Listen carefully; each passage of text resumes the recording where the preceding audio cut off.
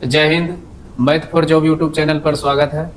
आज हम लेकर के आए हैं ज्योग्राफी, इंडियन ज्योग्राफी का। आज से हम स्टार्ट कर रहे हैं। ये प्लेलिस्ट बना दिया जाएगा आप लोग को, जिसमें हम पहला चैप्टर लेकर के आए हैं इंडियन ज्योग्राफी का।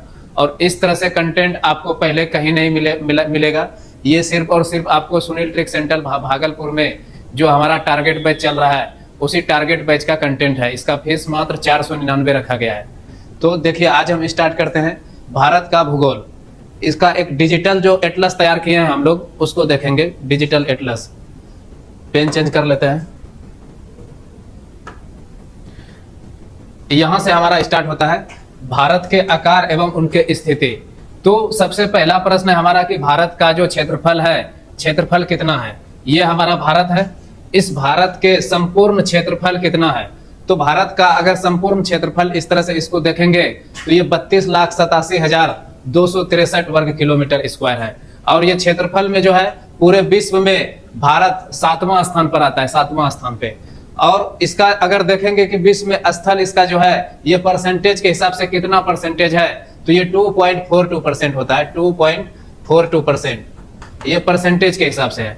उसके बाद ये संपूर्ण भारत की आकृति पूछा गया है कि आकृति कैसा है। तो इस संपूर्ण भारत को अगर इस तरह से मिला देंगे तो इसका आकृति जो होगा ये चतुर्थ कोणीय आकृति होगा, चतुर्थ कोणीय आकृति। उसके बाद जनसंख्या जो भारत में लगभग कितना है, तो ये लगभग 17% हिस्सा है ये भारत में। और गांव की संख्या ये 63000, यानी कि इसको अगर देखेंगे तो इकाई, दाई, सैकड़ा, हजार, 10,000, लाख, 6,30,000 हमारा गांव की संख्या है। इसको याद नहीं रखना, ये डाटा को, ये डाटा अभी चेंज हो गया है। तो ये जनसंख्या में जो भारत था पहले, ये दूसरा स्थान पर था, पहला स्थान पर चीन था। लेकिन अभी यूएन ने एक आंकड़ा जारी किया है, यूएन वर्ल्ड पॉपुलेशन ने। तो उस आंकड़े के अनुसार भारत को पहला स्थान बताया है कि जनसंख्या में भारत पहला स्थान पे आ गया है, वो नए आंकड़े के अनुसार। उसके बाद यहाँ पर अक्षांश और देशांतर को समझेंगे। तो अक्षांश और देशांतर को समझने के लिए हम आगे स्लाइड पर पूरा अच्छा से समझेंगे अक्षांश और देशांतर को। यहीं पर देख लेते हैं आगे जाने से पहले। तो अक्षांश और देशांतर, तो यहाँ पर बोला गया है कि भारत का अक्षांशीय विस्तार कितना है। तो ये 37 डिग्री 6 मिनट नॉर्थ से यहाँ पर 8 डिग्री 4 मिनट तक है। 8 डिग्री 4 मिनट ये नॉर्थ है, ये हमारा अक्षांशीय विस्तार है। अगर उसमें जलीय सीमा को लेंगे, यानी कि यहाँ अंडमान निकोबार को लेंगे, ये अंडमान निकोबार को, तो इसको अगर शामिल करेंगे तो यहाँ 6 डिग्री 4 मिनट आता है। ये पूरा संपूर्ण पूरे सहित करेंगे इसको, पूरे क्षेत्र को, तो 6 डिग्री 4 मिनट। उसके बाद बोला गया है कि देशांतरीय विस्तार कितना है। तो हमारा जो देशांतरीय विस्तार है ये 68 डिग्री 60 मिनट से 97 डिग्री 25 मिनट तक है। ये हमारा देशांतरीय विस्तार, ये देशांतरीय विस्तार है भारत का। आगे देखिए, आगे की स्लाइड में भारत का अंतिम भौगोलिक बिंदु, इसका मतलब ये हो गया कि भारत का जो अंतिम यहाँ बिंदु है, ये बिंदु का क्या नाम दिया गया है, ये अंतिम बिंदु जो है इसका क्या नाम दिया गया है। तो सबसे उत्तरी बिंदु जो है भारत का, ये इंदिरा कौल है, इंदिरा कौल। उसके बाद सबसे दक्षिणी बिंदु, यहाँ ये मुख्य भूमि का दक्षिणी बिंदु होता है, जिसका नाम है कन्याकुमारी। ये मुख्य भूमि का दक्षिणतम बिंदु होगा। उसके बाद सुदूर दक्षिणतम बिंदु जो अंडमान निकोबार द्वीप में है, इसका नाम दिया गया है इंदिरा पॉइंट। इंदिरा पॉइंट ये निकोबार द्वीप समूह में स्थित है, इंदिरा पॉइंट। उसके बाद यहाँ पर आएगा हमारा सबसे पूर्वी बिंदु, कि सबसे पूर्व के साइड में क्या है, तो ये किबिथु पड़ता है। किबिथु जो अरुणाचल प्रदेश में है, किबिथु ये हमारा सबसे पूर्वी बिंदु है। उसके बाद सबसे पश्चिमी बिंदु क्या है, तो ये गुजरात में पड़ता है। गुहार मोती जगह का नाम है, गुहार मोती, ये गुजरात में पड़ता है, ये हमारा सबसे पश्चिमी बिंदु है। उसके बाद ये दिया गया है कि इंदिरा पॉइंट को पहले पिगमिलियन पॉइंट कहा जाता था। इंदिरा पॉइंट का ही अन्य नाम था पिगमिलियन पॉइंट। और ये सुदूर दक्षिणतम बिंदु जहां की 6 डिग्री 4 मिनट अक्षांश पर स्थित है, जो अंडमान निकोबार में हमारा स्थित है, ये वाला बिंदु का बात कर रहा है, जो सुदूर दक्षिणतम बिंदु अंडमान निकोबार में है। आगे देखिए, राज्य और केंद्र शासित के बारे में बताया गया है कि भारत में 28 राज्य और 8 केंद्र शासित प्रदेश है।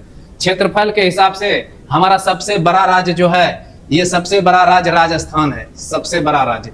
अगर सबसे छोटा राज्य बोलेगा क्षेत्रफल में, तो ये हमारा गोवा है। और सबसे बड़ा केंद्र शासित प्रदेश लद्दाख है, ये क्षेत्रफल में है। उसके बाद जनसंख्या के आधार पर सबसे बड़ा केंद्र शासित प्रदेश दिल्ली है, दिल्ली सबसे बड़ा केंद्र शासित प्रदेश है। उसके बाद पूर्व उत्तर अंचल, पूर्वोत्तर अंचल और राष्ट्रीय राजधानी क्षेत्र, इसमें क्या है तो देखिए इसमें 8 राज्य शामिल है पूर्वोत्तर अंचल में, जिसे 7 सिस्टर के नाम से जाना जाता है। इसका नाम ज्योति प्रसाद सैकिया ने दिया था। तो 7 सिस्टर में कौन कौन से राज्य आते हैं, तो वो सभी पूर्वोत्तर अंचल में आता है। जैसे 7 राज्यों और एक सिक्किम को शामिल करके वो 7 सिस्टर बना है, तो उसमें 7 सिस्टर में 7 राज्य होता है और सिक्किम को अलग लेकर के शामिल किए हैं, तो ये पूर्व अंचल का राज्य कहलाएगा। उसके बाद राष्ट्रीय राजधानी क्षेत्र, इसमें कौन कौन से आते हैं, उत्तर प्रदेश, हरियाणा, राजस्थान के हिस्से शामिल है, लेकिन पंजाब इसका भाग नहीं है। और यही ऑप्शन में देता है कि कौन इसका भाग नहीं है, तो पंजाब नहीं है। अभी एमसीक्यू में दिखाएंगे इसको। ये हमारा 7 सिस्टर राज्य का दिया गया है कि 7 सिस्टर राज्य में कौन कौन से राज्य आते हैं, तो ये 7 सिस्टर का दिया गया है। 7 सिस्टर में 7 राज्य आता है, जो पूर्वोत्तर भारत के 7 राज्य है वो 7 सिस्टर में आता है। यहाँ पर जो कॉरिडोर है इसका नाम दिया गया है चिकन नेक। चिकन नेक आगे की स्लाइड में अभी लेकर के आए हैं, इसको पूरा डिटेल में देखिए। ये भारतीय मानक समय का बात किया गया है कि जो भारत का मानक समय है वो किस रेखा से निर्धारित करते हैं, तो ये 82.5 डिग्री ईस्ट, ये पूर्वी देशांतर, 82.5 डिग्री पूर्वी देशांतर जो हमारा रेखा है ये भारतीय मानक समय रेखा कहलाता है। और ये 5 राज्यों से होकर गुजरती है, 5 राज्यों से होकर। तो इधर देखिए दिया है देशांतर रेखा 82.5 डिग्री पूर्वी देशांतर, ये हमारा भारतीय मानक समय रेखा है। और इसका आधार जो माना गया है ये ग्रीनविच रेखा से माना गया। और ग्रीनविच रेखा कहां पर है, तो ये लंदन में है। और ग्रीनविच रेखा से हमारा भारतीय मानक समय रेखा जो है ये 5.5 घंटा आगे है। भारतीय मानक समय रेखा 5.5 घंटा आगे। और ये रेखा इलाहाबाद के नैनी के समीप से होकर गुजरती है और 5 राज्यों से गुजरती है भारतीय मानक समय रेखा, जिसमें ये राज्य है देखिए। सबसे पहले उत्तर प्रदेश, मध्य प्रदेश, छत्तीसगढ़, उड़ीसा और आंध्र प्रदेश। यहां से हमारा ये 5 राज्य से भारतीय मानक समय रेखा गुजरती है। तो प्रीवियस ईयर जो पेपर था उसमें पूछा गया था कि किन राज्यों से नहीं गुजरता है। अभी जब एमसीक्यू करवाएंगे तो उसमें देखिए गुजरात दिया हुआ है कि यह रेखा किस राज्य से नहीं गुजरती है, तो गुजरात से नहीं गुजरती है। लेकिन इसको हम देखें, इसको याद करने के लिए हम एक ट्रिक भी बनाए हैं। जैसे इसको याद कर सकते हैं ऐसे, आंधी में छाता ऊपर उड़ा, इस तरह से लिख देंगे एक लाइन, आंधी में छाता ऊपर उड़ा। तो आंधी से हो जाएगा हमारा आंध्र प्रदेश, में से हो जाएगा मध्य प्रदेश, छाता से हो जाएगा छत्तीसगढ़, और ऊपर से हो जाएगा उत्तर प्रदेश, और उड़ा से हो जाएगा उड़ीसा। उड़ा से हो जाएगा उड़ीसा, यानी कि आंधी में छाता ऊपर उड़ा। ये हमारा 5 राज्य से भारतीय मानक समय रेखा गुजरती है। उसके बाद आगे देखिए, कर्क रेखा के बारे में यहाँ बताया गया है। और कर्क रेखा और मकर रेखा एक दूसरे को छत्तीसगढ़ में बघेलखंड के पठार पर काटता है, बघेलखंड पर्वत पे काटता है। तो इसको पहले यहां से देखिए, ये कर्क रेखा जो है भारत के 8 राज्यों से गुजरती है। 8 राज्यों से, वो कौन कौन सा राज्य है, गुजरात, राजस्थान, मध्य प्रदेश, छत्तीसगढ़, झारखंड, पश्चिम बंगाल, त्रिपुरा और मिजोरम। यहां से गुजरता है हमारा कर्क रेखा। और कर्क रेखा किसको कहते हैं, जो हमारा 0 डिग्री अक्षांश से 23.5 डिग्री ऊपर, यानी 23.5 डिग्री उत्तर की ओर, यानी 23.5 डिग्री उत्तरी अक्षांश जो कहलाता है वो हमारा कर्क रेखा कहलाता है। और 8 राज्यों से गुजरती है। ये भारत को बराबर लगभग 2 हिस्सों में विभाजित करती है कर्क रेखा। तो कर्क रेखा को याद करने के लिए हमारा जो ट्रिक है उस ट्रिक को समझिए, वो 8 राज्य का नाम ऑटोमेटिक याद हो जाएगा। यहाँ गुजरात से शुरू होता है कर्क रेखा और हमारा यहाँ मिजोरम में आके समाप्त हो जाता है। तो इसको क्रम से याद करने के लिए क्या ट्रिक है, तो इसको ऐसे ट्रिक से याद करेंगे, गरम छाछ पी तृप्ति मिलेगी। जो गरम छाछ पी तृप्ति मिलेगी, इसका मतलब ये हो गया कि जो छाछ, जिससे जिन दूध से क्रीम निकाल देते हैं वो जो बचता है उसको छाछ बोलते हैं, तो उसको पीने से तृप्ति मिलेगी। ये तरीका हम बनाए हैं। तो गो से हो जाएगा गुजरात, रो से राजस्थान, मो से मध्य प्रदेश, और ये छो से हो जाएगा छत्तीसगढ़, जहां एक दूसरे को काटती है ये कर्क रेखा और भारतीय मानक समय रेखा। उसके बाद झो से झारखंड, पी से हो जाएगा पश्चिम बंगाल, और तृप्ति से हो जाएगा त्रिपुरा, और मिलेगी से हो जाएगा मिजोरम। तो इस तरह से हमारा 8 राज्य से कर्क रेखा गुजरती है, कर्क रेखा गुजरती है। तो बोला जाता है कि कर्क रेखा के बिल्कुल पास में कौन सा शहर स्थित है, तो कर्क रेखा के पास वाला शहर से सवाल आता है। तो इसके लिए ट्रिक होता है हमारा गुरबा। इस तरह से याद रखेंगे, GURBA, गुरबा। ये जितना शहर इसके अंदर आएगा वो कर्क रेखा के बिल्कुल पास में स्थित है। जी से हो जाएगा गांधीनगर, यू से हो जाएगा उज्जैन, R फॉर रांची हो जाएगा, और बी से हो जाएगा हमारा भोपाल, और ए से अगरतला हो जाएगा। तो ये जो हमारा है कर्क रेखा इसके बिल्कुल पास में स्थित है। तो यहाँ पर देखिए लिखा हुआ है कि निकटतम नगर कौन कौन सा है, तो गांधीनगर, उज्जैन, जबलपुर, अगरतला। तो इसको याद करने के लिए हम ट्रिक बताए गुरबा। उसके बाद दिया गया है कि भारत में एक नदी है माही नदी। ये माही नदी जो है कर्क रेखा को 2 बार काटती है। माही नदी कर्क रेखा को 2 बार काटती है। कर्क रेखा और मानक समय रेखा ये आपस में छत्तीसगढ़ में एक दूसरे को काटती है। छत्तीसगढ़ में बघेलखंड पठार पर एक दूसरे को काटती है। वही चीज यहाँ लिखा है कि छत्तीसगढ़ में एक दूसरे को काटती है। आगे देखिए, यहाँ पर समुद्र की सीमा बताया गया है। समुद्री सीमा, ये जो हमारा समुद्री सीमा है 7517 यानी कि 7517 किलोमीटर, जिसमें अंडमान निकोबार द्वीप समूह शामिल है। अगर हमारा ये वाला हिस्सा देखेंगे, ये जो समुद्री सीमा है ये कितना है, तो 6100 किलोमीटर है। 6100 किलोमीटर। अगर इसमें अंडमान निकोबार द्वीप समूह को शामिल कर देते हैं तो 7516.6 किलोमीटर एग्जैक्ट होता है। लेकिन यहाँ पर लगभग में लिख दिया है 7517 किलोमीटर यानी कि 7517 किलोमीटर। उसके बाद तटीय राज्य जो है ये 9 राज्य और 4 केंद्र शासित प्रदेश को स्पर्श करती है, जिसमें से सबसे लंबी तटरेखा वाला राज्य जो है गुजरात है। सबसे लंबा तटरेखा यहाँ पर जो हमारा गुजरात है, इसका तटरेखा सबसे लंबा है। उसके बाद सबसे छोटा गोवा का है, सबसे छोटा गोवा का।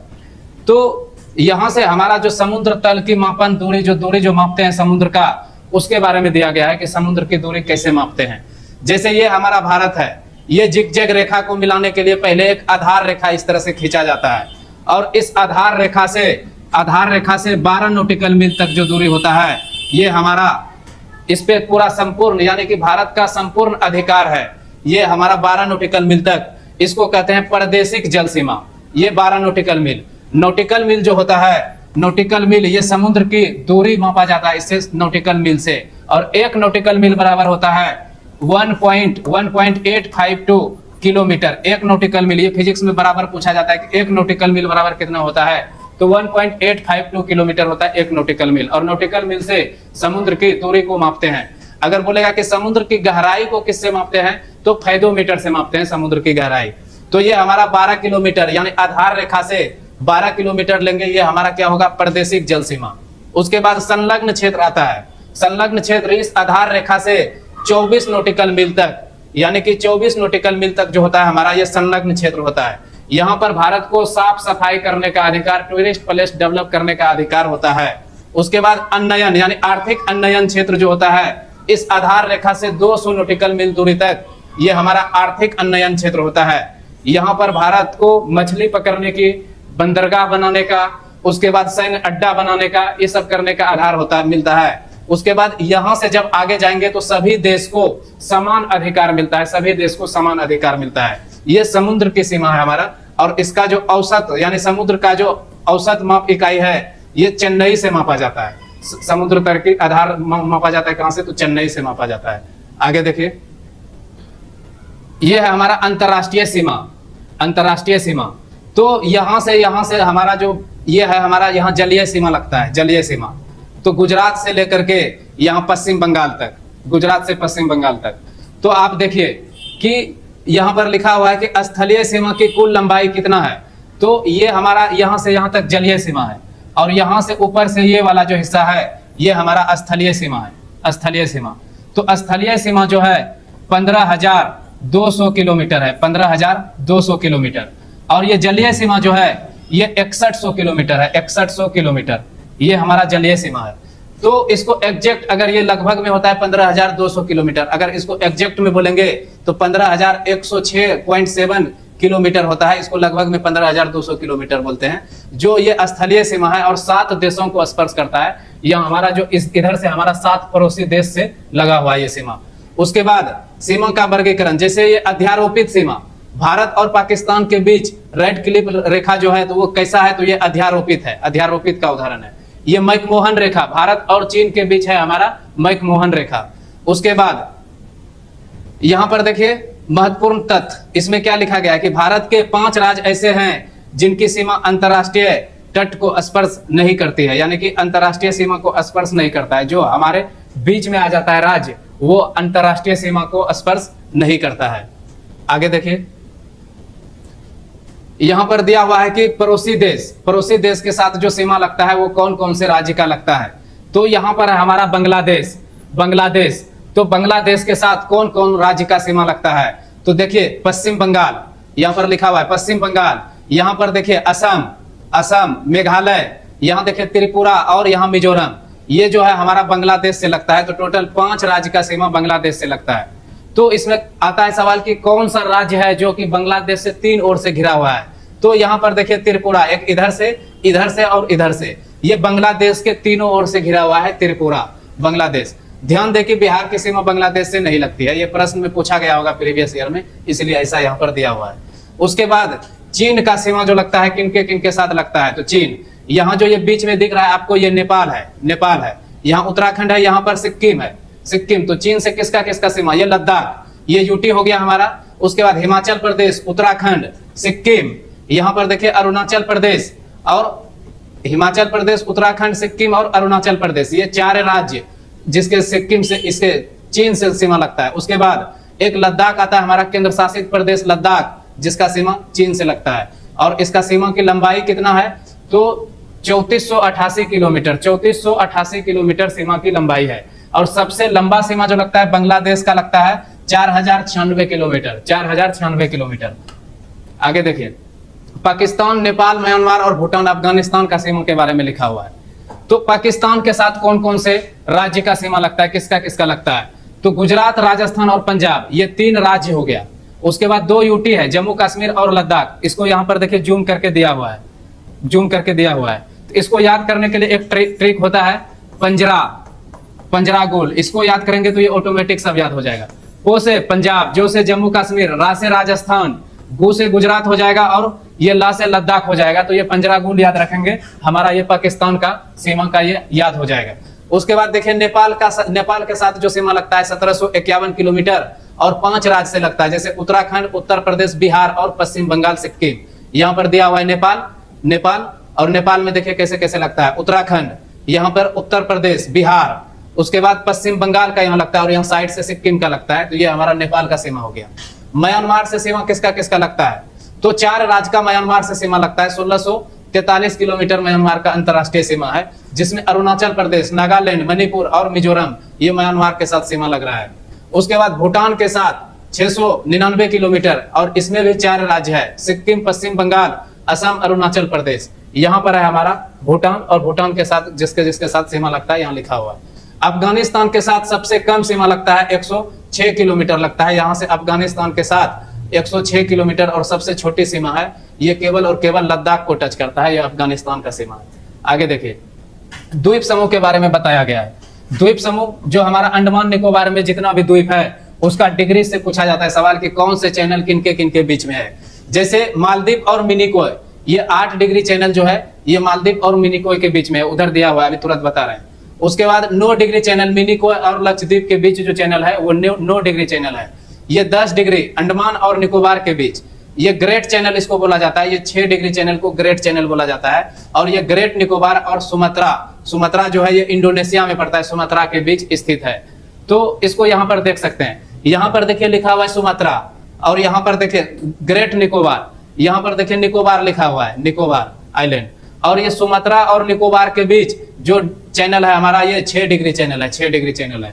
उसी तरह से देखिए यहाँ पर लिखा हुआ है अंडमान निकोबार के बीच कौन सा है, ये हमारा है निकोबार और यहाँ है अंडमान। तो अंडमान और निकोबार के बीच जो है ये हमारा 10 डिग्री चैनल है। इसी तरह से आगे देखिए, ये जल संधि के बारे में बताया गया है कि कौन सा जल संधि किनके बीच है। तो कोको जल संधि, ये अंडमान और म्यांमार के बीच है, कोको द्वीप, कोको जल संधि। ये आदम का ब्रिज, भारत और श्रीलंका के बीच है आदम का ब्रिज। और इसका अन्य नाम है पाक जल संधि। इसका पाक जल संधि जो है दूसरा भारत और श्रीलंका के बीच स्थित है। बोलेगा पाक जल संधि कहाँ है, तो भारत और श्रीलंका, पाकिस्तान नहीं करना है। खंबात की खाड़ी, दमन और द्वीप के बीच स्थित है खंबात की खाड़ी। आगे स्लाइड में अभी इसका और दिया हुआ है। जैसे ये पुदुचेरी है, पुदुचेरी जो हमारा केंद्र शासित प्रदेश है, पुदुचेरी में 4 जिला है और 4 जिला 3 अलग अलग राज्य में स्थित है पुदुचेरी में।